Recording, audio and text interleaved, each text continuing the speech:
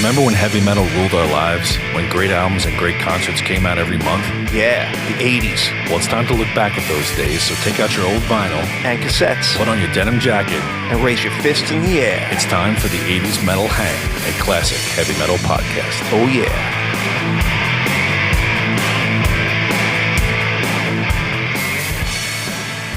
This week, we go back to September of 1983 as Kiss gets reinvented, Rainbow gets bent, and Black Sabbath gets reborn again. All of this plus a dive into Joe Perry's past, Rush's past, and even Rush's present with a report from an eyewitness who was at the Rush 50-something tour kickoff in Los Angeles. Spoiler, it was me. All of this on the newest episode of the 80s Metal Hang. Woo! Yay. Yay. So here we are in September of 1983, as the intro said, and I'm Rob. I'm Craig. And I guess September of 83, we're back in school now, right? Eighth grade? Probably. Yeah, I think eighth grade.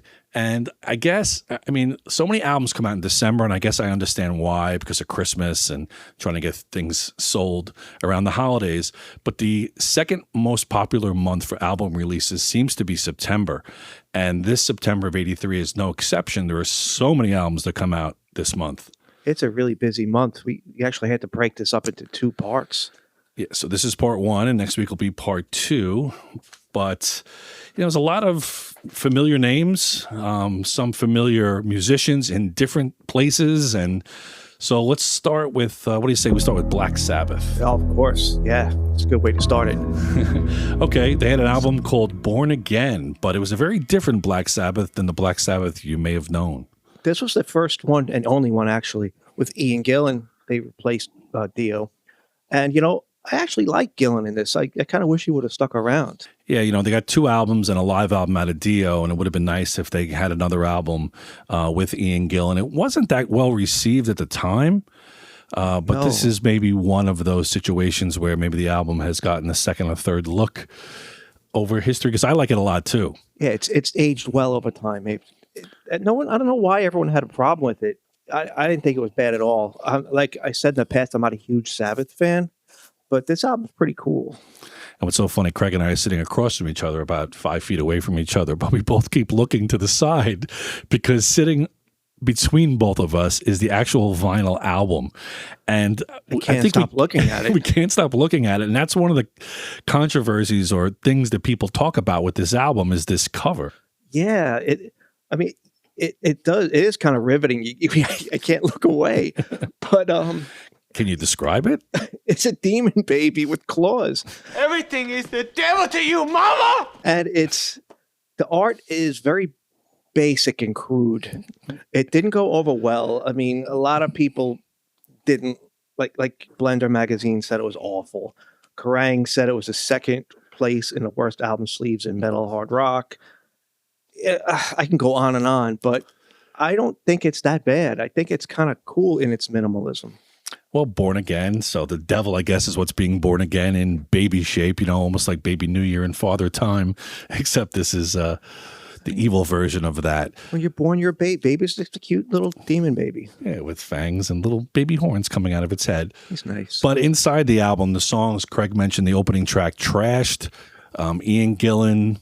The Trashed actually is a fitting title for the first song because supposedly Ian Gillan was trashed when he agreed to join Black Sabbath. Yeah, he said he wasn't. He agreed because he was trashed, and he committed. Later on, when he found out he did it, he didn't even remember saying that, but he committed to it. And he said, "I don't even really like Black Sabbath's music." But yet he found himself after his manager called him and said, "Hey, last night when you were drunk with Tony Iommi, you joined Black Sabbath." This lineup was born. Bill Ward actually came back after being gone for a few years and replaced by Vinny Appice in the Dio lineup. And the Dio lineup had just come out with Live Evil, their live album in January of 83, but now have broken up. So Bill Ward's back. Ian Gillan is behind the vocal mic, and they go off to a castle to record this. But Ian Gillan didn't stay in the castle with them or something. It was a weird combo for a band. I mean, they sound great together, but they didn't really meld together. They didn't really gel, if that's a better word. Yeah, he stayed in like a tent by himself where everyone else stayed in the castle. He stayed in a tent by himself, so I don't know how that was for camaraderie, but they put together some good songs, like the quick opener, Trashed, that Craig mentioned. Then there's some musical interludes, and there's one little musical interlude that I think we have to talk about right after Trashed, actually. Yes, it's Stonehenge. You have to say that with a British accent.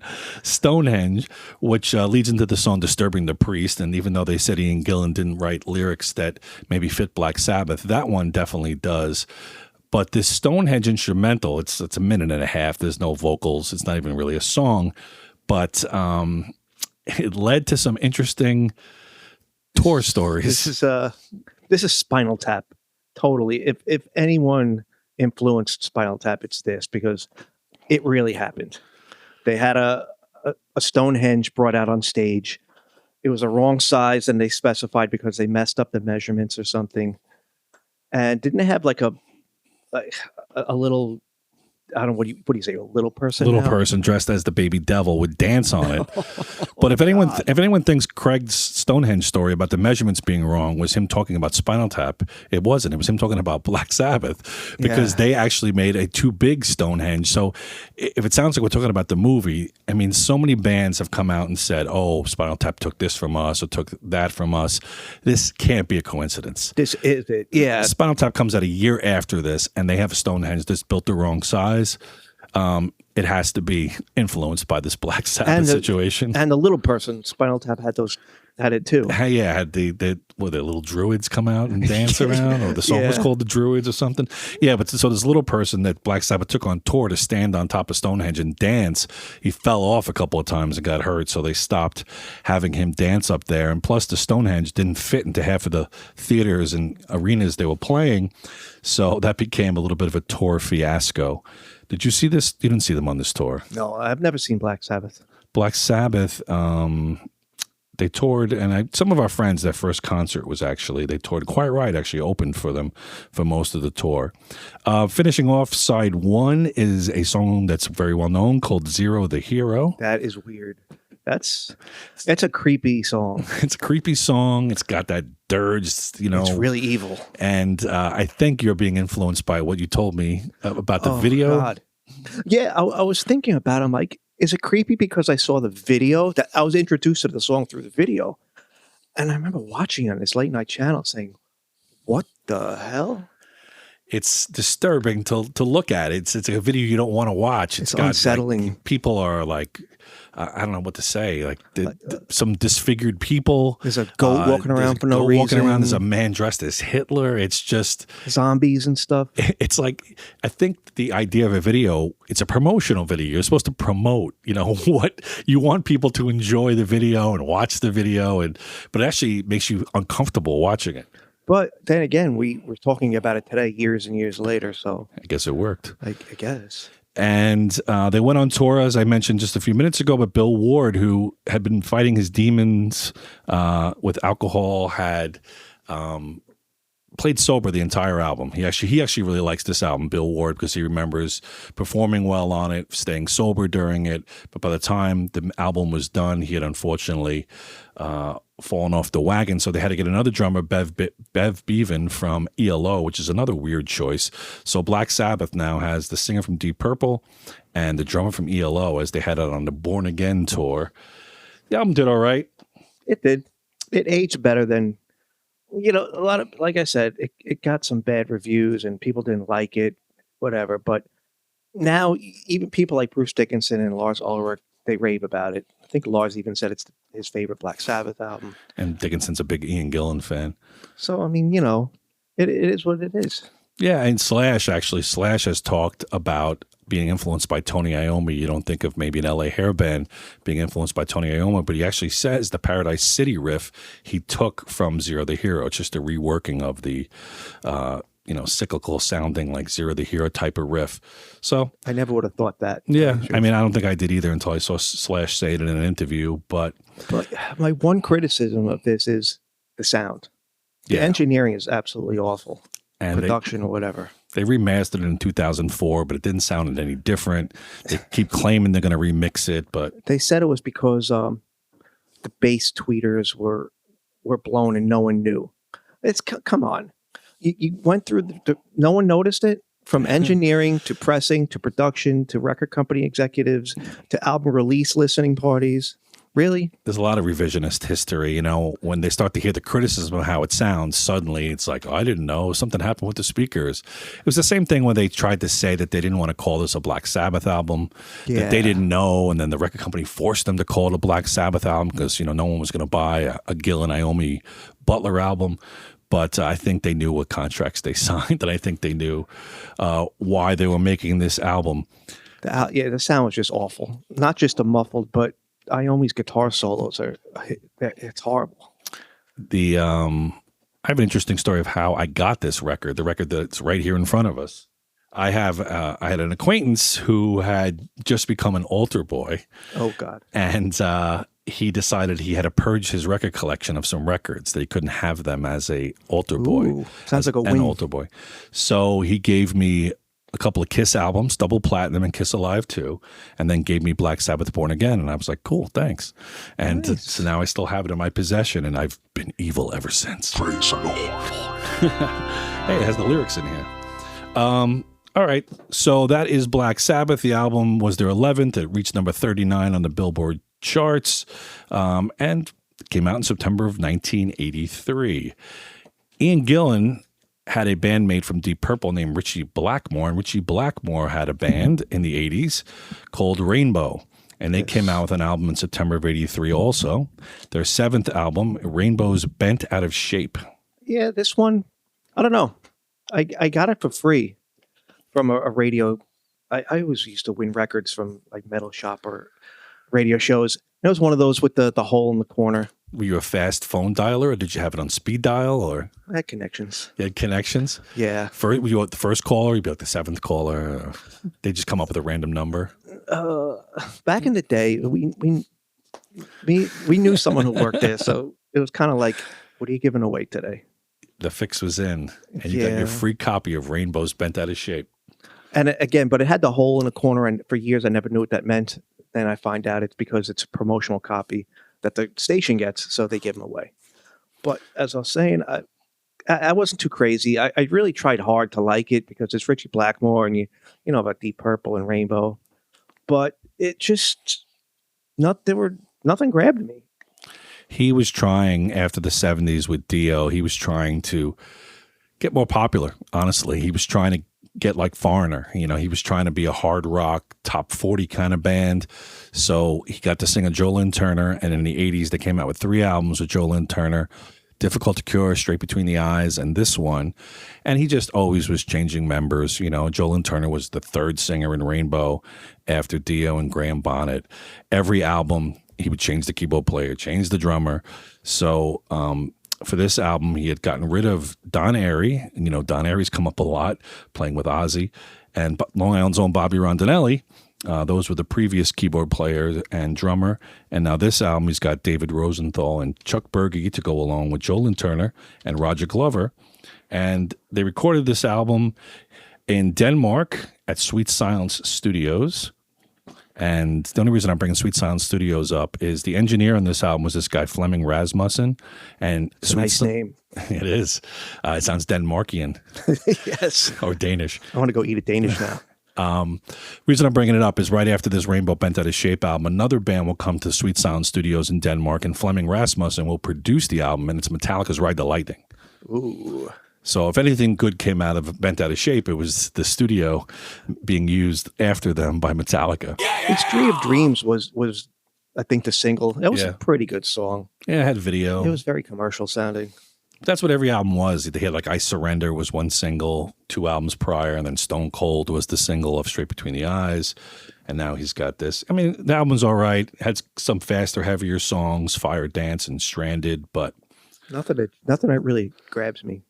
No. I mean, I listened to it a couple times this week. I had that in my collection also. I didn't listen to the record, though. I listened to it streaming. But, you know, it's Ritchie Blackmore. It's got that keyboard sound similar to Deep Purple. But it's interesting that he and Ian Gillan came out with these albums in the same month because in 1984 they're going to become friendly again.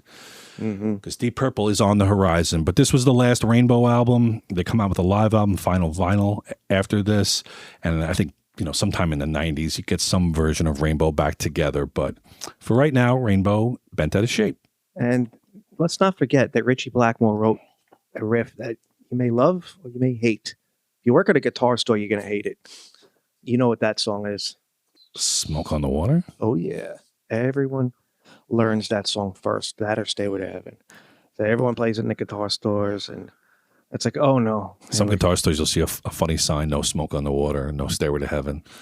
Yeah. But, I mean, you think about it, that riff, people are still playing it. So imagine being able to say, I wrote that. Yeah, you wonder if these people remember like someone like Ritchie Blackmore, if he remembers where he wrote it. It doesn't even seem real anymore. It's just so... It's not even like it's a song. It's just so ingrained in music history. It's just it's almost like an exercise. Yeah. It's like a word in the dictionary or like something. Playing a scale. You play Smoke on the Water. Smoke on the Water, right. So Ritchie Blackmore, even though we may not be big fans of Bent Out of Shape, you can't take away what a great guitar player he was and songwriter and everything he did in Deep Purple and Rainbow. But it's pretty much a different band from Rainbow with Dio to now Rainbow in 1983 with Joe Lynn Turner. Another band that didn't just change members, changed a lot of things about them was Kiss, who in 1983, September of 83, came out with their 11th album, Lick It Up. Oh, yeah. And this is when they had no makeup. None whatsoever. And Craig contributed the Lick It Up album to our discussion today, and we could see on the cover that something's missing. It's makeup. Gene's tongue isn't missing. It's still out. Just in case you didn't know which guy was him of the four on the cover, the guy with the tongue must be Gene Simmons because they have taken their makeup off. And I think I actually have the date. It was September... Oh, I thought I had the date here.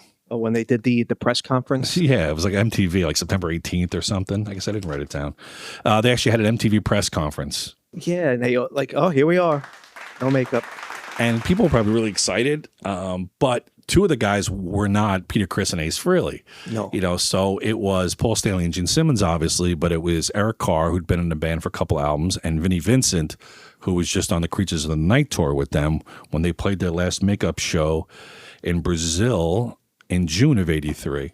Yeah, Vinnie Vincent was a weird one. It's he never actually signed a contract or a commitment to them. And that was kind of a sore spot for them because there was always kind of just left them hanging. And he wasn't really he didn't work and play well with others, apparently, with any band he was ever in. He, stories about that, Kiss was very choreographed at live shows, even without makeup. Certain things had to happen at certain times, and Vinnie Vincent would just play solos too long. He'd just go into a solo in between songs when Paul Stanley was trying to talk. And he drove them, personality-wise, he drove them crazy. Yeah, he sure did. And he would drive other bands, Vinnie Vincent Invasion, or... But that's for another episode. The Kiss this is their first album on Mercury Records after their whole prior career being on Casablanca. The funny thing about Vinnie Vincent, though, his personality drove them crazy. But of the 10 songs, he actually co-wrote 8 of them. So he has 8 co-writes. Paul Stanley only has 5, and Gene Simmons only has 6. So as much as they hated him, they kept asking him back. So I mean, yeah. So. The songs on here, obviously the title track, that was a single in a video. All Hell's Breaking Loose was a single in a video. That video it was nominated for Best Cinematography by MTV Video Music Awards. The early, MTV had only been around a couple of years then, so. They played music still. Yeah. Songs I like better than the singles, Exciter, Not for the Innocent, Young and Wasted. I like them better than Lick It Up, and All Hell's Breaking Loose I didn't really like at all. I loved Lick It Up. I still do. I don't know. It's such a basic song. It's like, we used to joke, how do you play Lick It Up? I'd just be like, yeah, you play an A. But it's fun. It's just, that's what makes it great. It's just like such a basic, straight ahead, melodic song. But then there's that tricky, that breakdown part. The breakdown. That's when they mix it up. Actually, live later on, they started to play a little bit faster, a little bit heavier. So there's some live versions of the song and they started that I going like better. Into crazy time signatures. And, no. Wrong band. But Eric Carr, he was a good drummer. He was solid. Vinnie Vincent was doing his thing. Kiss just always came out with albums in September. Like, I guess it was, again, to capture that back to school audience. I don't know, but look it up. Animalize and Asylum. Next 3 albums all came out in September. Crazy Nights came out in September. They had one album in the 80s come out in October, but otherwise every other album they had came out in September. Yeah, those guys, like, they put out albums like a Pez dispenser. I don't, Marketing, baby, marketing. yeah, over and over. Over and over. It's a weird, time in music for people that were fans of these bands in the 70s. Imagine, 1973, you're a fan of Deep Purple with Ian Gillan and Richie Blackmore. Ozzy's in Black Sabbath. Kiss is just getting started wearing makeup. Now they're all over the place. Now Ian Gillan's in Black Sabbath. Richie Blackmore has his own band. Kiss doesn't have makeup anymore. What's happening to all my 70s bands? And for you people out there who maybe aren't our age or whatever, you don't realize how big of a deal Kiss's makeup was. It was all over the tabloids. People were asking for like reward money if you can get a picture of one of them without their makeup. You'd see Gene out; he was dating Cher, and he'd have like a bandana over his face. It was right. All the magazines, all the gossip tabloids. It was a huge thing back then because there was no internet. It's funny. I don't know if Ace Frehley and Peter Criss showed themselves shortly after this. I don't know. Yeah, I don't know. Like Ace Frehley didn't have a solo album for a couple more years, but when was their big unveiling? Did they go on a talk show and say, "Hey, we're the other 2 guys that you wanted to see"? Like Ricky Lake. Yeah. I don't know. Maury Povich, Sally Say Jesse. welcome to a brand new edition of our Joe Franklin Show. Another guy who was a big part of a 70s band, who's no longer in that 70s band, is Joe Perry. And his Joe Perry project put out an album in September of 1983 called Once a Rocker, Always a Rocker. Is that true, though? What, that he's once a rocker, always a rocker? Yeah, because, Ron Keel was a rocker. He went country. But then again, he went back to rock. So you may have a point. Yeah. Well, a lot of people, flirt with other maybe genres of music, especially if they're not that successful. But Joe Perry obviously was very successful with Aerosmith. If anything, he would do like blues side projects. But his solo career wasn't really doing much. Did you have any Joe Perry albums? No. Me neither. I had no interest. I probably saw the albums and I loved Aerosmith, but again, I sound like this old man talking about ancient times when we rubbing 2 nickels together. But really, if you had $10 or $20 a week, that was a lot to go to a record store. And if I saw Aerosmith's Rock at a Hard Place album and Joe Perry's solo album, I was going to spend the $10 on the Aerosmith album. So I didn't get any Joe Perry albums. Yeah, because you had limited money, so you go with the safe bet. Aerosmith most likely going to be good.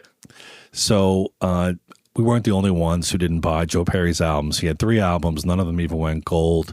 He was definitely on hard times. Looking through his autobiography this week, he talks about these times as he's financing the band. They're not going over. He's self-financing tours. Just as an example, Aerosmith, even though they were on a bit of a downswing, they were still playing arenas. And by us, I saw them at a place now, so Coliseum that we've mentioned before. In the same time frame, Joe Perry played a community college a few miles away from that arena. So it must have been a tough pill to swallow for him.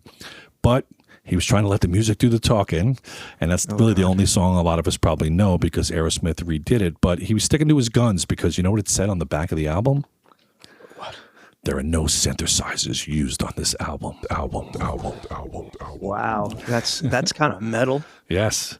So even though later he rejoined Aerosmith and they would have a keyboard player on tour on stage with them all the time. But, that was when they wrote music for all the Ben Affleck movies. Yeah. They didn't actually write that song. What is that? I Don't Want to Miss a Thing? Yeah, the movie with the asteroids and Bruce Willis. We'll get to that when we get to our Armageddon episode. Yeah. Yeah, I Don't Want to Miss a Thing.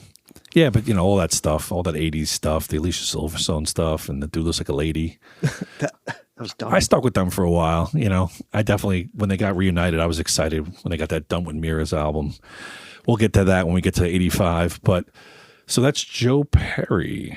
We were talking about Kiss. I don't mean to go back there, but was Eric Carr a good player? I mean, I thought his drums sounded great on that. They sounded huge. Yeah, they were. He was a little guy, but he was a hard hitter, and believe it or not, Peter Criss is a little more jazzy, a little more softer of a player, a little bit behind the beat. Eric Carr, I'm not putting him in the category with John Bonham, but he was kind of that school of, like New York drummer, maybe Carmine Appice, kind of, heavy foot. But Kiss didn't really allow him to do much. No. I never liked when guys had tremendous drum sets that they didn't use.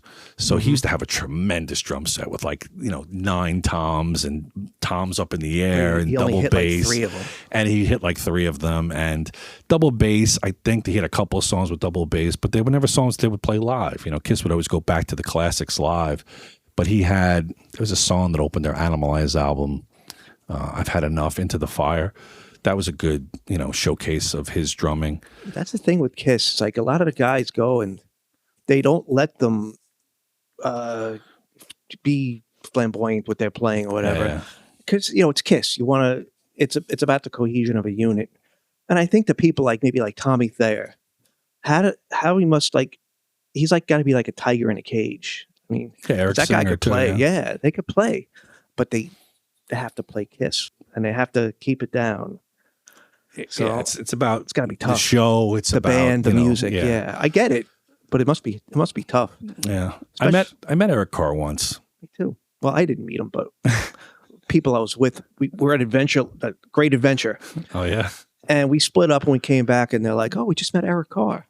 I was like, "Oh, wow." I was at a rock club seeing a band. I want to say it was maybe Lynch Mob, some hair kind of metal band, early 90s. And I'm walking to the back of the club, and I went right between a man and a woman. And as I walked past, I realized that the man was Eric Carr. And I turned around and I complimented him or something. And he was actually very nice. He said, "Thanks, man, thanks." And he was a little guy. He was short, even though he was wearing boots. He was a tiny guy. And the woman he was with, I can only describe as like a supermodel. Oh, yeah? His rock stardom was paying dividends, because I don't know if it was his girlfriend, his wife, whomever, but she was not short and she was blonde, and he took it out. Good for Eric Carr. Is that Tim Watley reference? Yes. Good for Eric Carr, who sadly passed away in the early 90s, but not before reaching the top of the rock mountain with Kiss. From the concert news of September of 1983, a band from Canada did a 5-night stand at Radio City Music Hall in New York City, and that band is Rush. They were not on tour. They had ended their Signals tour months earlier, but they used to do warm-up sort of gigs where they would debut songs that would appear on future albums. So this was just a one-off residency, 5 nights, Radio City Music Hall, and they debuted 3 songs that would be on their 1984 album, Grace Under Pressure. They did Kid Gloves, Red Sector A, and The Body Electric. That's pretty cool. You heard that? I wasn't there. Oh, I thought you said you were there for something. I was not there. I remember wanting to go. I remember hearing about it. But again, depending on your paper route or lawn mowing money, or parents, if they wanted to give you more money to go to another concert, you're kind of at the mercy of those factors. But I did see Rush on the Signals tour, and you and I would see them on the Grace Under Pressure tour. And I don't know if you know this, Craig, but I'm a bit of a Rush super fan. Really? Is that a surprise to you? No. I've resisted talking about them more than we have. I mean, they're really straddling the line of hard rock, heavy metal. Some people listening might say they're not a metal band. But, if you like the bands that we liked, heavy bands, you were playing an instrument, chances are you liked Rush. I know in the 80s they were getting a little less hard rock and very much away from any version of metal, but they were still a huge band at the time. They would regularly sell out multiple nights at Madison Square Garden, Nassau Coliseum, and we saw them a bunch of tours together. Yeah, we grew up with that band, really. And at the top of the show, we said we were going to have a live report from someone who was at the opening night of their new tour, the 50-something tour in Los Angeles. And that field reporter, that eyewitness, was me. On the scene with Rob. I was lucky enough to go to Los Angeles a month or so ago to see Rush opening night of this new tour. I know it's not the Rush that we all came accustomed to. Neil Peart's not there. So I don't know if you can consider this a Rush tour or just a celebration of Rush music. But I loved it. I was glad I did it. They played 4 shows in Los Angeles at the LA Forum. I was at the first night. I like to go to first nights of their tour. I've done it 5 times. I've gone to see them opening tours in Albany and Tulsa, Oklahoma, and Manchester, New Hampshire, and Hartford, Connecticut. And it's just something that I really enjoy doing. And if you have a favorite band, when you go see them on the opening night of a tour, you meet other crazies who have flown in. I talked to people from England and people from, Texas. I talked to a guy who's a super fan that appears in their documentaries from Buffalo. But it was really a great show. They've been switching up set lists. Geddy's voice, some of the songs, he struggles with some high parts like the end of Free Will. The stage show was amazing. It was just so much fun to be in Los Angeles. The LA Forum is a very famous arena. Yeah, it's world famous. It's like LA's Madison Square Garden. I mean, it's old, it's dated. It definitely was a dated looking arena, but they're coming to MSG in August. So Rob texted me from LA and I was like, oh, that's awesome. I hope they do Xanadu. Next day, I go on YouTube and they opened with Xanadu. They did, spoiler alert. Oh my God. Yeah, actually, it's funny. My first show, I got to see the stage show first. I got to see the first song with Annika Niles, the fill-in drummer, and saw them open with Xanadu. But there weren't that many for a diehard fan like me. There weren't so many OMG moments, where I was like, oh my God, I can't believe they're playing this. But the next couple of nights, and again, spoiler alert, they pulled out songs that they hadn't played. They played all of 2112. Yeah, they played the whole Moving Pictures album. One show, they just started playing Fail With the Kings. Like all of 2112, you said, right? Even like the guitar tuning parts and stuff. Discovery. That's wild. Yeah, so it was a lot of fun. I stayed out there in Santa Monica, and it was just such a cool experience. I'm glad I did it. It wasn't cheap, but I would have been like a crying 16-year-old on the Ed Sullivan Show when the Beatles came out. Like my own mother, who was in the audience at that show. Oh yeah, I forgot about that. Not the first one, the second one. She was in the audience. Oh wow. But we'll have to have her as a guest someday. On our Beatles episode. Beatles in 1983. What were the Beatles doing in 1983?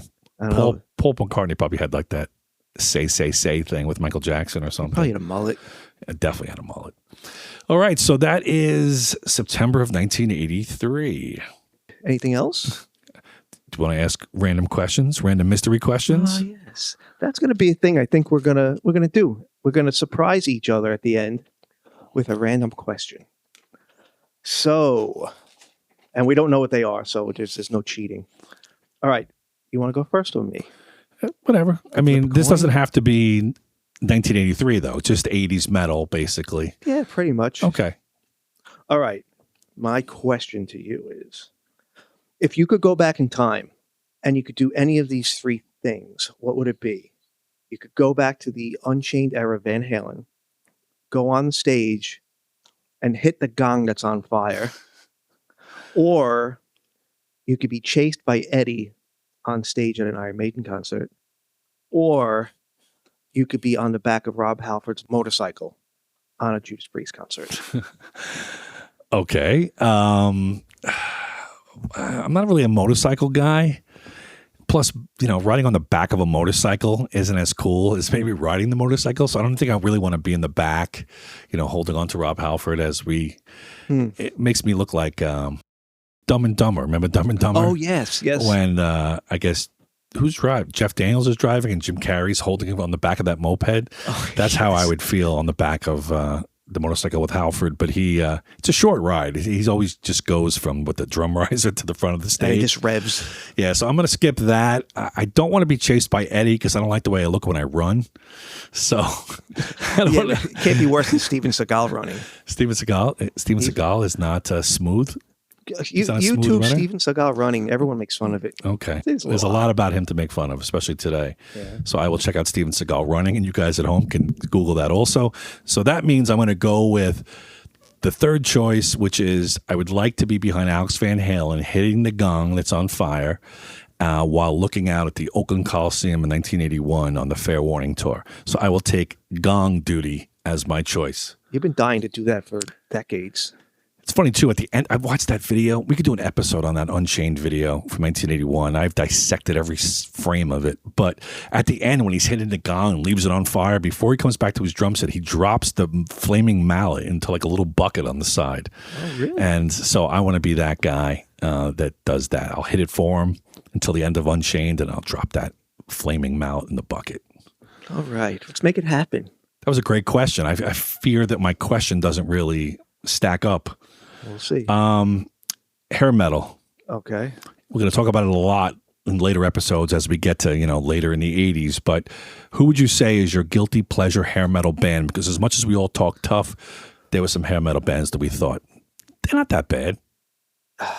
That's tough. There's a few. I guess. I think Nelson. Nelson. Were they hair? I mean, they had the luxurious flowing blonde hair, but they didn't wear makeup. Well, not Kiss makeup, but I'm sure they had some foundation on, some eyeliner. Maybe. But they're my guilty pleasure. The first record I actually liked a lot. I surprised myself when I listened to it. This isn't bad. After the Rain? Yeah, After the Rain and Love and Affection. Yeah, that was maybe the first single. It starts with the 2 acoustics or 12 strings or whatever. I can't live without your love and affection. Yeah, so I can admit it now. Okay, all right. Melodic. I mean, they probably got lumped into the hair metal world because of the time period. If they were doing those same songs in a different decade, they probably maybe wouldn't have had the matching blonde hair or the matching white suits, leather jackets or whatever. That was what really did it for a lot of people. Like, I don't know if I'm going to listen to this. But you made a mention earlier of Vinnie Vincent not being able to play nice with his Vinnie Vincent Invasion. The drummer in Vinnie Vincent Invasion was Bobby Rock. Remember that big muscle guy, Bobby Rock? Yep. He's still around playing with somebody, but he became the drummer in Nelson. Oh. He's in Nelson. He's in the After the Rain video, and he was on tour with them for that album. We met the Vinnie Vincent Invasion guys at Sundance. Oh, yeah? Yeah, it was Mark Slaughter, Dana Strum, and Bobby Rock. Yes. Bobby Rock. And, people used to call me Bobby back then, as you well know. So he stole my stage name, Son of a bitch. All my dreams of wanting to be called Bobby Rock just went away when I saw the back of the Vinnie Vincent Invasion album. I never wanted to call myself Vinnie. You never wanted to have a band called the Craig Invasion? No. But Vinnie was odd to meet. We met him. We hung out, the other guys, but Vinnie was just weird. Like, he sat at a table. You had to sit there and get his autograph. And this is a true story. He had some guy next to him. He kept telling everyone, don't touch his hair. Don't touch his hair. He couldn't emphasize enough not to touch Vinnie's hair. And I'm like, what's going on? Who wants to touch his hair? Like, what is it? Fake? Is it cotton candy? Oh, definitely fake. I mean, especially when he had that in those days. With Kiss, I think it was real, but by Vinnie Vincent Invasion, that was all synthetic. He was just sitting at the table with like a stoic look. He didn't smile. It was like it could have been a mannequin for all I knew. It's like, hey. Yeah, he's had a weird history since he left Kiss, and good player though, but will come up again. He'll come up many times as we go through the 1980s on the 80s Metal Hang. Yes, indeed. So that's going to be it for today. That's it for today, but look for our episode. It's going to be episode number 12. We're going to be doing an Ozzy retrospective on the anniversary of his passing. We're going to just look at Ozzy in the 80s. And well-deserved. I mean, without Ozzy, really, where will we be? Not even his music. All the things he's done, his concerts and his just presence was just unbelievable. And he comes up almost every episode, not because we just want to force him into every episode. It's just so many bands and musicians just intersect across the Ozzy landscape. Whether it was a guitar player or a drummer that was in the band, or it was Metallica or Anthrax or Motley Crue that opened for him. There's just no way to go through the 80s heavy metal without talking a lot about Ozzy. So we think he deserves his own episode. And the bands that might not have been as big without him. He took a lot of bands on tour and didn't say, I have to be better. He took good bands on tour with him. Yeah, Master of Puppets doesn't sell millions without Ozzy's help. Shout Out the Devil doesn't sell millions without Ozzy's help. So, and he had no fear of, like, a lot of bands don't want to take a good band because they're like, what if they, top us or have better applause? Yeah. So he deserves a tribute, and we're going to give him one on episode number 12. So look for that in the coming weeks. And Rob might bite a head off a bat if we're lucky. Yeah, I'm trying to cut back. Is bats red meat? I'm trying to cut back on red meat a little bit. Yeah, I guess. All right. Well, we'll have to look that up, and we'll get back to you. And that's it. I'll see you next week, I guess. Yep. We're out. Thanks for listening. Be sure to follow us on Instagram at the 80s Metal Hang, That's 80S. where you can see photos in our weekly episode scrapbook. We also have a YouTube channel with video playlists that pair with each episode. And on Spotify, we have playlists highlighting the albums and songs discussed each week. And please be sure to subscribe and comment wherever you get this podcast. Oh, yeah.